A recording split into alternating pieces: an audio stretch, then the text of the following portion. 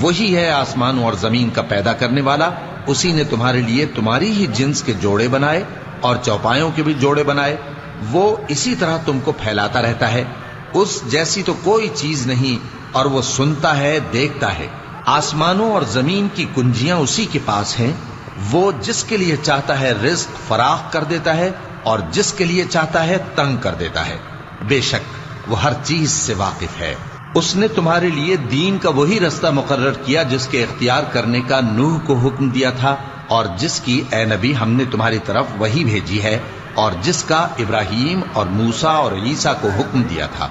وہ یہ کہ دین کو قائم رکھنا اور اس میں پھوٹ نہ ڈالنا۔ جس چیز کی طرف تم مشرکوں کو بلاتے ہو وہ ان کو ناگوار گزرتی ہے، اللہ جس کو چاہتا ہے اپنی بارگاہ میں برگزیدہ کر لیتا ہے، اور جو اس کی طرف رجوع کرے اسے اپنی طرف کے رستے پر چلا دیتا ہے۔ اور وہ لوگ